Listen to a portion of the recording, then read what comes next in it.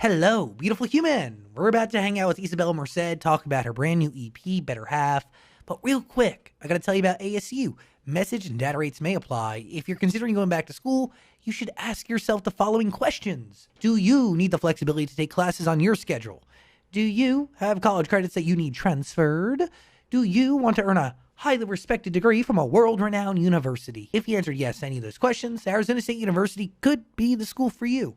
Arizona State University offers over 200 highly ranked degree programs, 100% online. You're going to learn the same curriculum designed by their award-winning faculty from wherever you are. And you can earn the same degree that students earn on campus. This is legit.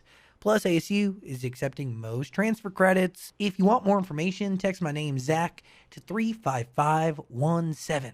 Discover for yourself why ASU is ranked number one in innovation, and they have been for the last 5 years, and why more than 90% of ASU grads are recruited for a gig or at least offered a job within 90 days of graduation. Learn to thrive at Arizona State University. To find out more about ASU online degree programs, text my name, Zach, to 35517. Here's Isabela Merced. Let's do this. Zach Sang Show. We're all here, and you're home. I like you. I like you got the professional mic too. I'm not gonna lie. They originally sent us home, dude, with these like video game-esque headsets that cost maybe $17, and they expected me to use that, and I was like, "What are you?" I've done a radio show from my bedroom before. I can't go back to that life because now I know what good sound sounds like. Do you know what I mean? And now I'm a snob. Like I'm a sound snob. Wait, I have a little baby mic too for my they sent me something for like voiceover because I'm doing this like movie voiceover from home. So they sent me like this little baby mic. It's so cute. And will that be like the mic that produces the final version, or is that like rough? Like, will that be good enough to go to movie? I guess they sent me like this server or whatever that I can record into, so maybe that makes it a little bit more crisp, a little bit fancier. But I think that's the one. This baby mic is making a professional DreamWorks movie. So. That is really wild. I mean, are you liking quarantine? I mean, maybe that's the wrong way to say it. Like, how is quarantine treating you? Because I think you can make the best out of it. I think you can. And I am, like, especially with this EP, I had no idea I would be launching an EP from my room, you know? I had no idea. So I actually really like this. I also did a music video that I really can't talk much about because I did it with just like one friend, and we like stayed the social distance, and he came here, and we literally just did the video by ourselves, did set deck, props, lighting. He even rented the cameras. He had like a red camera, so it's a nice like setup, but it was so hard to do a 3-minute video, probably less, all by ourselves, and it took 2 days and 3 hours of sleep. First of all, challenging, and a challenge that you can rise to and you learn from, right? Exactly. I went Mike Tyson there. I was like, exactly. I did the same thing. I've been really focused over the last few weeks on trying to like throw a prom for people. And I partnered with St. Jude, and I did it with just one of my friends, and we stayed social distance, and we shot 3 hours worth of footage in a night, got 2 nights with no sleep, and we've turned the whole thing around in 72 hours. Wow, you did editing and everything in 72 hours? Yeah. That's so nice of you, though. That's so nice. Those kids are going to really appreciate that. Like, thanks. I'm not really helping anyone with this video, but I mean, I hope they like it, but you know. You're helping in your own way, okay? But you're tested in these moments, and you learn a lot from it, right? Like stuff that you'll use moving forward. Like now, you know, if you need to shoot a music video on your own, guess what? You can do it. Yes. And you know what? I feel more confident in myself. That's what's important. Like I feel like I can direct my own music video. So I feel good. Yeah, it's definitely, we are empowered. Okay. Hell yes. Take this quarantine and make it motivational. Sorry, Dan. Did you enjoy the at-home video more, or the Poppy video? Which process is more fun? Oh, I think, more fun was to have a crew helping me with everything, and like my own dressing room and other actors to kind of like work with. But I think more emotionally like rewarding and satisfactory would be the at-home video for sure. Just, empowering. Well, did you pick a song from the EP to make into the music video? Yeah, my favorite song, Which, Apocalipsis. which one? Apocalipsis, the first one. I Yeah. love how you say that. Well, even my friend, his name is Jazz. Like he had trouble saying it. He was like apocalypse. I was like, yeah, it's just like adding a little extra "is" at the end. So it's just like apocalypsis. Do that one more time for everybody to understand how to pronounce it right, so people aren't out on the streets butchering this. Out in these streets. It's like apocalypse with an extra "is" at the end. So it's like eclipse, so the apocalypse is. But you gotta kind of like pronounce the O with the vowels, the Spanish vowels. So it's like apocalipsis. Apocalypsis. Yes, beautiful with the hand too. Yeah, Apocalypsis. I got it. Apocalypsis. Yes, Right. yes, very good. Why is that song your favorite? Well, I think it's because I have more of like a personal attachment. The writing process was a little bit more intimate. It was impromptu, kind of. We scheduled this session very late, and I wrote most of it kind of at home, and my little brother produced it with this other producer who helped with the drums in Peru.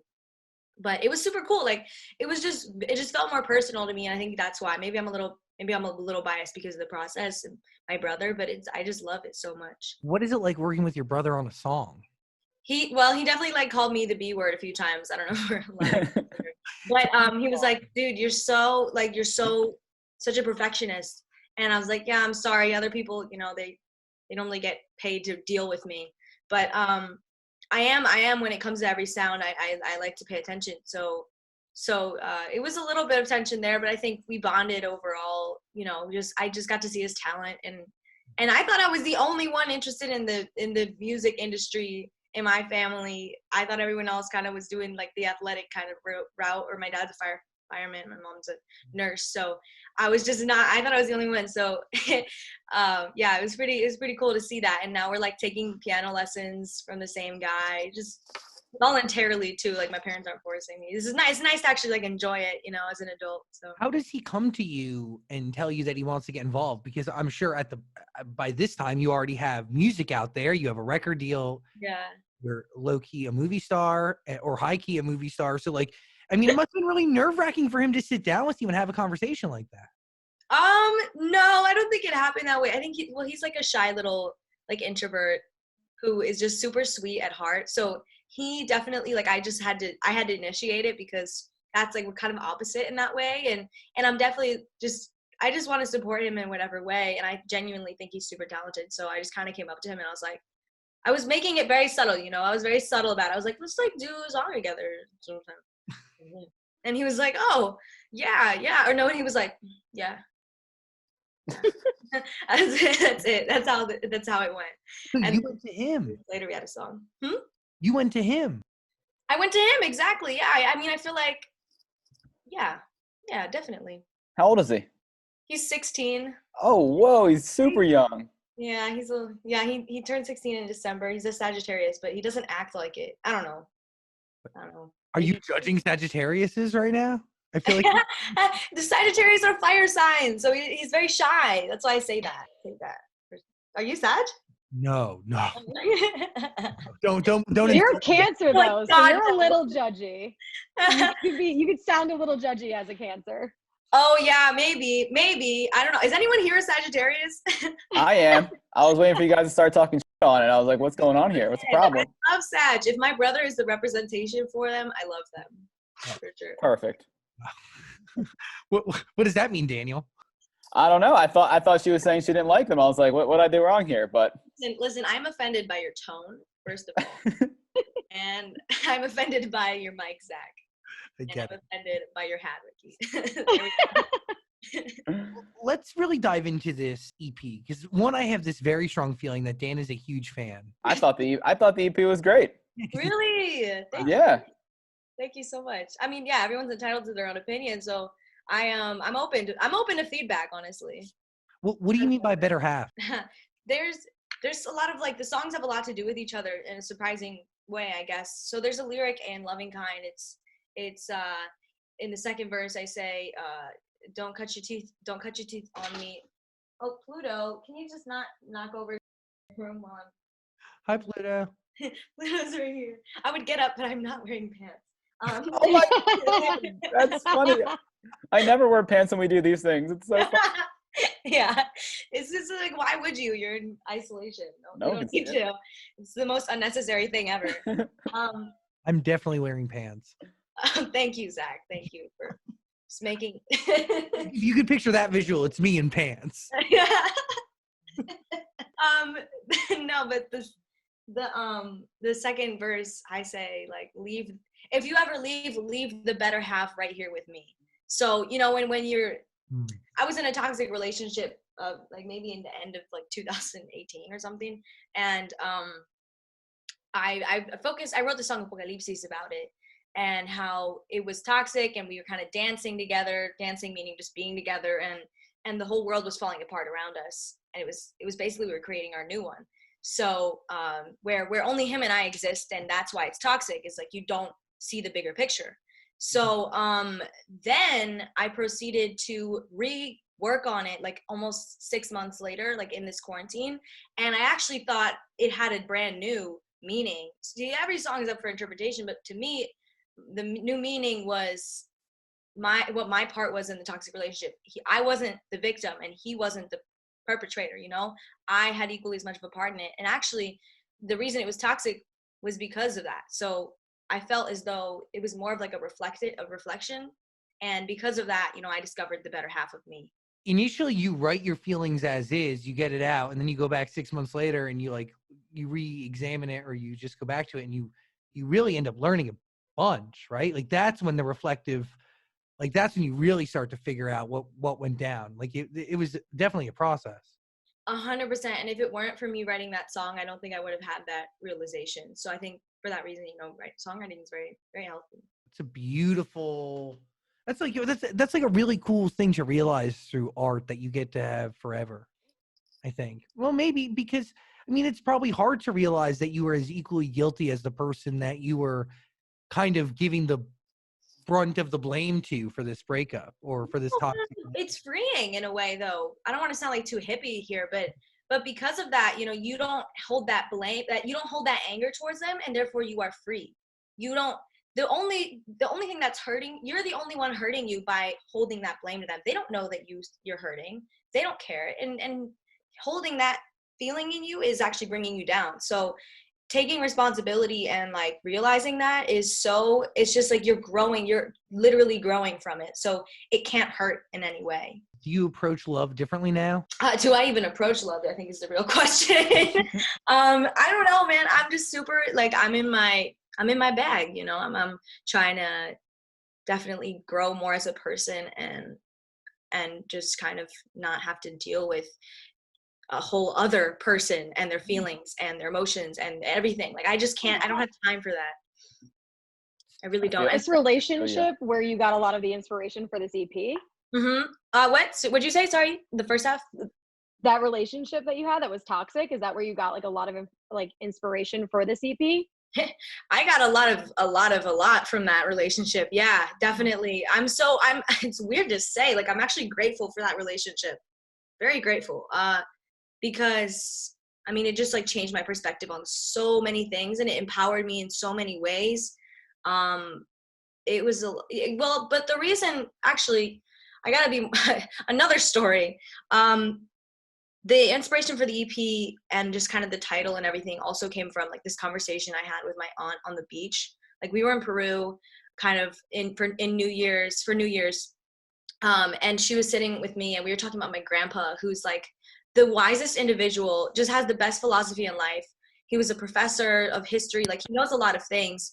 And we were just like, why is he so great? And she's like, I don't know, he just doesn't talk a lot. And he just, when he does, it's like very impactful. And I'm like, yeah. She asked me, she's like, have you ever been alone? And I'm like, yeah, I've been alone. And she's like, no phone, no Wi-Fi, no books, no sleeping. Like, have you just been alone for a long period of time? And I'm like, no, I don't think I have. I really had to think about it because I really hadn't. So this isolation like I'm really grateful for that conversation, because this isolation has forced me to be alone with my thoughts and learn more about myself. So that's also been part Our of the definition of alone is different than like someone like your grandpa's definition of alone, right? Like our alone is like nobody's around, but our phone's still in our hands. So there's essentially still a bunch of people hanging out. Like you're never like alone is turning off. Mm-hmm. They give Yeah. you a moment to do so.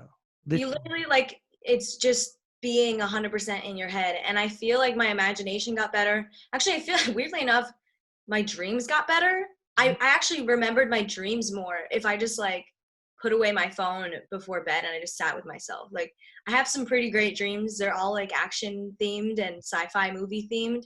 And so for me, and they also like tell me a lot about myself too.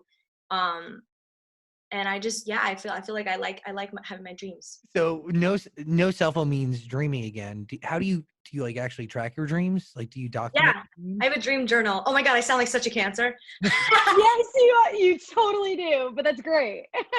Dreams, like, mean a lot, you know, because it's your subconscious, and when you fall asleep, all those subconscious thoughts are, you know, formed into a dream. That's literally, I feel like the better half of me is my subconscious. She's always there. She's always looking up from a higher view. You know, she's got me.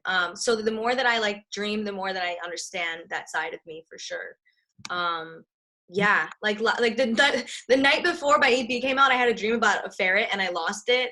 I'm still trying to figure out what that has to do, like correlation to my EP coming out. But it was really sad.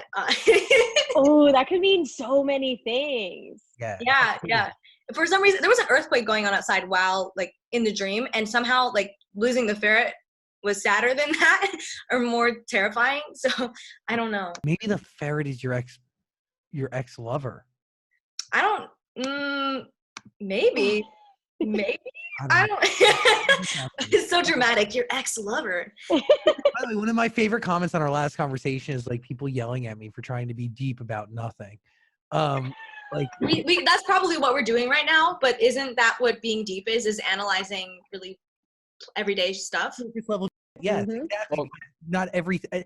Nothing is just surface level. No matter like what you want to believe, nothing is just like. Look at colors. Like colors were like, oh, they're facts, and like no, they're suggestions because our eyes are just thinking that they're one thing. So in reality, you know, the colors are deep too. Colors are suggestions. I've never heard that, but enlightening. Guys, on Google, it says a ferret may reflect your suspicion or distrust of others. Whoa, Ooh. whoa. Ooh, snakes. My dog is going crazy. I've literally fostered 5 dogs during quarantine. Really? That's amazing. Yeah, I mean they're gonna have no problem finding homes. They're great. Like they haven't really given me a hard time other than in the house a few times. And you don't find out until you're like, what is that smell? It's great. It's great. Okay, so good to know about the ferret. Thank you, Daniel. You're welcome. Yes. Let's go deeper into this EP here because we have. I feel like we're only 1 record in, but we got 4 left. Loving Kind really hit me. Yeah, that's a little tender one.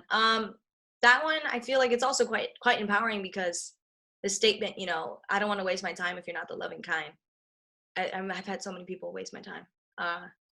You know, and you know, I've been fortunate to have people teach me a lot of things, but mostly wasting my time. At what point do you realize they're wasting your time? When I see patterns repeating, and I like kind of. And I mean, it's also me wasting my time. It's me thinking, oh, this situation is going to be different, you know? So it's just like, I see the same patterns as before. And I'm like, oh, it's my type, you know? And so I like leave the situation. My type is just very, I don't know. I might, I'm not about to talk about astrology. Don't do it. No, you're definitely going to. Who is it? What's your type? What's the sign?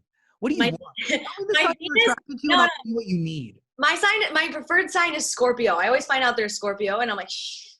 But also my Venus is in Gemini. My Venus is in Gemini, so like I tend to be quite a flighty lover. I get disinterested very easily. I don't want. Scorpio's my type too, so I understand your pain. I think you. They're loyal. They're loyal. That's the thing is they're very loyal. I've Yeah. never had Mhm. it. Yeah, loyal. Yeah, but loyal can be toxic too. Yes. Yeah, but they're toxic. But cancers, they say cancers can be moody babies. So, I mean, but they're good cancers. Why not a Taurus? What's your problem with Tauruses? What? Okay. Okay. Hear me out. Hear me out. Tauruses and I are a little too compatible. We're a little too similar. Yeah, I know because it's very captivating personalities. They fill the room, they grab attention. There's a lot of similar traits, but I think maybe you find the right one. Maybe. I mean, we are both into like smells and stuff, like senses. I feel like I'm very into scents.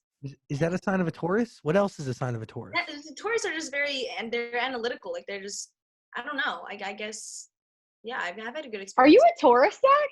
Is Yeah. that what you're asking? Oh, yeah. You're like, you love a Taurus. Taurus are great. Yeah, I'm trying to back up my people. Trying to have the back of those born between like April 20 something and May 14th. Yeah, my roommate was a Taurus actually, so. Yeah, but you knew. She's a little messy, but she's yeah. Zach is more than a little messy. Yeah, it's bad. Really bad. Are you in California or are you in Florida, Texas? Where are you? Why do I feel like you're not from California? I'm not from California, but I am here now. I moved here in August. Where are you from? Cleveland, Ohio. Cleveland, Ohio. Heard of I it? love Cleveland, dude. Except for the weather. The weather. The Rock and Roll Hall of Fame. That's the first. I actually have never been, so I should go. It's really cool. Oh my God, that's like being from New Jersey and not going to the Jersey Shore. Like, what else is in Cleveland, Ohio, except for the Rock and Roll Hall of Fame? It's good people, man. Good people. I like No, you're right. Probably great people. Okay, let's dive back in here. Chocolate. Chocolate. Chocolate. Sorry. Yeah, chocolate is definitely I call it the ass thrower. It's just like the one that it's just very like sexy. It's very, you can hear it in the club and you're dancing and stuff, and it's nice. I like that one a lot. I wrote that one with Kennedy and Justin Tranter, and it was produced by Mauricio and Andres, and we wrote it in like 20 minutes. So it's pretty cool. Let's be honest, like this body of work is a definite level up from the last, right? Oh yeah, I feel like I've definitely grown, and that's why I wanted to release it so that people can grow with me, because my music now that I just wrote like 2 weeks ago or something is already so different from this project, from Better Half of Me. And the plan, I'm guessing, is to keep writing, right? Yeah, I actually want to like I've been reading a lot of Incan folklore, like Inca mythology. Yes. And I kind of like want to I don't know if I'm exposing myself, but I want to do like a themed kind of conceptual album about one of the stories. I mean, that would be like another challenge, right? Because you haven't done a conceptual album. No, I haven't done like a chronological conceptual album for sure. It would be really fun to do like videos for each song too. Wow. That takes a smart person. How do you get into Inca mythology? I guess my mom had books about it when she was younger. Like, she had little like fun storybooks because she was born in Peru. And I just I think all my trips to Peru have been very spiritual. Like I've had very spiritual experiences. And also I have like a fascination with Incan culture after Dora and the Lost City of Gold. They were like looking for the lost city of Parapata. So I don't know, it like kind of was born out of a few things. Is there any responsibility that you feel to represent your culture? Oh, 100%. I also, like I'm half white, so I am like a little bit more privileged. I was born in the States. My mom wasn't. She had to immigrate here. So like I have a lot of respect for my mom, and she's the one who like taught me Spanish. She's the one who like taught me made sure I cared about my family and like food, and she taught me songs and stuff. Like got me into Eva Ayllón, who's like a famous Afro-Peruvian singer. So like I'm just really like thankful to her like for that reason. She got an Instagram too. She got Instagram today. Congratulations. Dude, there are people, like I reposted her thing on my story. There are men in her comments like making proposals. Like they're like, I'm a good man, I work this job, and I will treat her right. I will never cheat on her. Like in her comment section. Mom looking? What? Is mama looking? No. They're asking her to date if they can date me. Like, Oh, is to what it date is. you. Oh, I thought they were going after your mom. I was gonna be like, Oh, well, I'm sure there will be people like that too. Like, she's beautiful. so what do you say to those people harassing your mom over Instagram for your hand in marriage? Yes, and I've also had this one guy, like, he's been Venmoing me 10 cents every day to respond to him. What? How did he get your Venmo? What? I love that. Take it. Just keep taking it. No, you don't need the 10 He's cents. even upped the price a little bit. He went from 10 cents to was it like 50 cents or something? It was Oh, see how high you can get it, girl. sugar daddy. Yes. By the way, that guy is Dan. I- Dan spends no money on anything, but he thought a 10-cent investment to get you to pay attention to him via Venmo every day. I'm the cheapest person ever. I would never spend 10 cents a day on anything. Not even on Isabella? Like, come on. We got her. We got her on video chat right now. That's free. Well, There are so many. There were so many comments on our last interview with you of people saying how you're their dream girl and you're so perfect and so beautiful. Isn't that like a lot of pressure? Not to me, not really. They don't know me. Or is it more just weird? It's just weird because like they don't know me. So how is this possible that you're like so focused on someone that you don't? I don't know. I guess maybe, but in my personal life, like people aren't like that. You know, they're just very chill and they treat me, friendly and you know what I think it is? You're a normal human being from Cleveland, Ohio. And yeah, you just played Dora once, but beyond that, you're a normal human being living a normal life who happens to be beautiful. I think some people some people who could be like really great looking could be like totally not human. Do you know what I mean? Like, same thing with like less attractive people. They can also be people too and really great people. So I think it has a lot to do with how you make others feel. totally. But genetics is just genetics. So whenever people compliment how I look, I'm just like, thanks. My mom did this. So Thank her. Now she has an Instagram, so go comment on her page. But it is a combo, like I can be nice all day, but nobody acknowledges me for my looks. let's get Oh down my to this. God. Let's get deeper in this. Oh, Where what? does where does this stem from?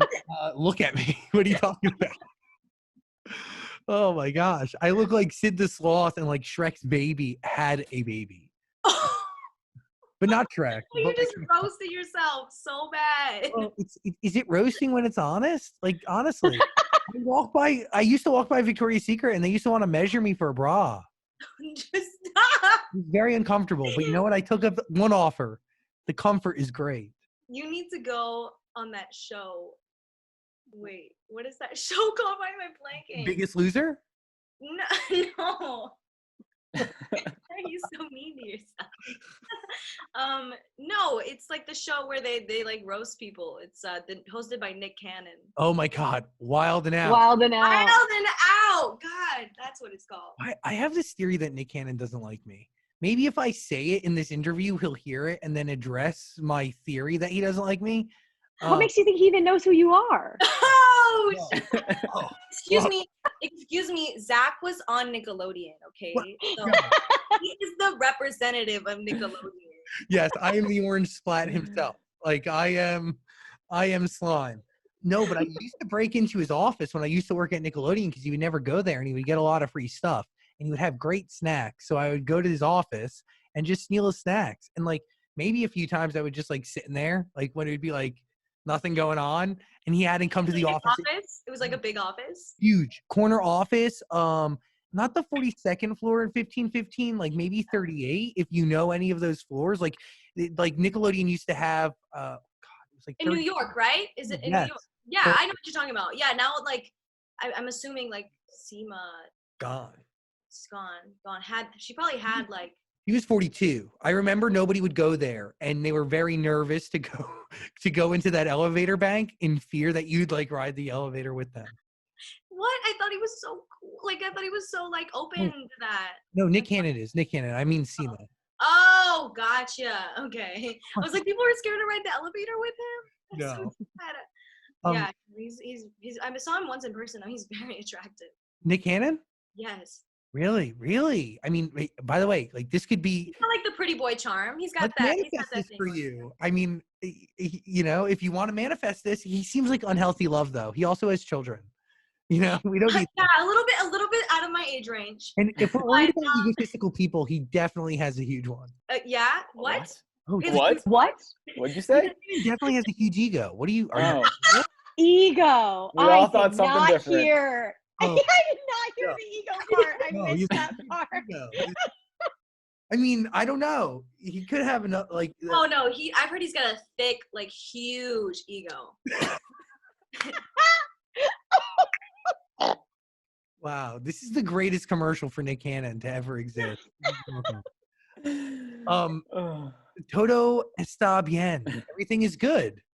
Everything's all right. It's all right. Okay. I want to translate it for you though. I was inspired by Janae Aiko's sister, who wrote a song called "Kicking Back." I think her name is Mila J. Yeah, her name is Mila J. She wrote a song literally about. That's her kicking- sister? I I had believe- no idea that was her sister. I literally she's like half. Yeah, isn't that crazy? Like she just has such a talented family. I love Janae Aiko. Also, I was inspired by Janae Aiko's "While We're Young." Yeah, her sister's Mila J. So, Sick. Wow. how does that song enter you, and then what comes out is your own record? Like, I'm like, what from that did you take? You just take like some elements, maybe whether it's like the synths or whatever, or I literally just got on the piano and did 3 simple chords because in While We're Young she only has 3 chords playing throughout the whole song. I was like, let me find some 3 chords that I like, and Gio, who produced it, like he just danced on the beat. He was like so good right away. 20 minutes he had like a really cool track going on. You just play it for the producer, you're like, this is kind of the vibe I'm going for. The BPM is important too. The BPM also is a solid indicator on like similarities in songs, so that was also something else. The BPM was like the pocket was really important. I'm obsessed with this Spanglish everything. Like, it just the combination really hits me in the best possible way. I love it. Really, because someone told me it's like you got like you listen to lyrics more because you're hoping to understand what the song is about. So that's kind of what I want with my music. I want people to listen to the lyrics. I feel like people don't listen to lyrics that much anymore. So I want people to pay attention. So, give people rules to listening to your EP? What should people do? Should they listen in order? How should they listen? Should they listen to a song more than once? I mean, they should just have a good time, and I feel like everyone should like be able to find their favorite without, you know. That's why I'm like kind of against what my label does. Not that. I just like don't like when they promote one single song. Yeah. You know, I mean, and I know it's important to the promo thing, but I just kind of want people to be able to pick their favorite. And to be able to ingest it all together, right? That when I was listening to it, it feels like it is a fluid story. Yeah, it is. I like the end of Chase. I like how it ends and closes. You start with a simple like acoustic guitar with Apocalypsis, and it ends with like kind of this EDM type. Yeah, I like how it escalates. Tell me about your interest in smells. Why do you like smells so much? Because I noticed in Chocolate you mentioned like the raindrops on the cement. Dude, I love smells, man. I've been in quarantine. I've had a lot of BO, but it doesn't matter because no one's around. But I really do, like, if I meet you, right when I meet you, I'm going to smell you, and if you smell good, I'm gonna tell you. What kind of smell are you looking for? Do you want like a cologne fabricated smell? Do you want a natural musk? If you want to smell like me, you should get this. There's this essential oil called Essential Faith. It's very delicious. It's kind of like earthy, kind of got like a little musk to it. I like kind of manly-ish smells. Like I'll wear a cologne over a flowery perfume. Oh wow! But do you want a man to smell like that? I just think the whole world should smell like that. Damn, are you writing this down? What did you keep coming to me for everything she said? You're like, dude, what the fuck are you doing? And like your assistant, like taking notes. I'm just lips. You gotta add this to your list of like. I know you have a face serum and stuff, so you should add. Oh, I have a lavender face serum that I put on every night before bed, and it smells fantastic. It's so relaxing. Got lavender right there. I got lavender in the bathroom. And I've got this plant here that's slowly dying. I love smells and plants and stuff. When you met us, you didn't compliment our smells. Does that mean we made no impact? I think I was distracted by the dog more so than like I was more into the dog for sure. That's all right. Lou was there. Wow, that makes me so happy. When did we hang out? Was it over the summer? Was it that long? It was hot outside, yeah. God, I have lost track of all time. Thick. So obviously we have an EP out, but you're writing. You're consistently writing. Are you crafting alone, sending things out? Has your process? I mean, it has to have shifted, right? Because well, yeah, I thought I'd be writing more in quarantine, but actually, I don't know. I had like a stump. I think I felt pressure from myself to be creative, and I just kind of ended up collapsing under that pressure, and I just started eating a lot and just kind of watching shows. But now because of the EP, I'm definitely way more inspired and excited because of the EP coming out. you have an amazing body of work here. Everybody should listen to it. We're going to put a link in the description below. Better Half, please. Wait, I have one last question. Okay. Before we go. Because you have 5 songs on the EP. Are there any songs that you wanted to put on that didn't make it that we'll get to hear later on? Possibly. Yeah. Because I wanted more. I listened and I wanted more. Sweet. That's good. I have a lot of songs. And they're different genres. I'm considering selling them, honestly, because I don't see them working for my project. So maybe some of them will work for other ones. But I do have a lot of songs that I think I want to release in the future, or maybe just by themselves, singles. That's what that's called. Yeah. It seems like you got a lot of inspiration from your culture. Is this whole quarantine thing throwing off summer plans? Like, are you able to get down to Peru at all? Oh, that would have been great. I mean, luckily our winter is their summer, so maybe I could go in the winter and promote it later on this year. Maybe. I love Peru though, man. I want to be there and write the concept album. It would be really good. That's a good idea. You can really live it. Yeah, there's this great Peruvian producer that I met who lives not really in the city. He's in his own little town with a very small population, and we literally found him through this one. It was really interesting how we found him, and he actually flew out to the United States to produce some records for me, and they sound really cool. And he uses actually traditional instruments and sounds from old Peruvian music from the Sierra. So I'm really excited to work with him and release more of that music. I'm excited. I'm excited for you. I'm excited for more, and I'm excited for this EP to do its thing because it's a great Thanks, body. You're so sweet. Thank you for reaching out and wanting to do this interview. I enjoy talking to you guys, really. We really enjoy talking with you too, and thank you for creating music that is different and stands out. And by the way, I think it's something that needs to be done. The merging of cultures now, people, and but you still understand, by the way, the meaning of all the songs. You really do. You get it. And the ones I did translate 1 or 2, but you really you figure it out. It's the lyrics. I don't know, you balance it very nicely. Yes. Yeah. Thank you. I hope I'm not trying to do a special release in English or Spanish. I just want people to kind of accept the fact that the whole world is changing and becoming more integrated. We speak both languages here, okay? Well, actually, United States doesn't really have an official language, so that's the way it be, right? Mm-hmm. 100%. Open up your eyes, open up your ears, listen. Better have. I've had people tell me that I can't do it. I've had straight up men in business suits at heads of places tell me that I straight up can't do it. And here I am. What do you tell them? Do you respond? Do you say something back, or you just kind of prove it? You prove it. You don't have to say anything because it's not. They already made up their minds. They think it's not going to work, so just show them. Yeah, old white dudes think they know everything, but they do not. Well, actually, Amen. he was Hispanic, so. Oh, yeah. Really?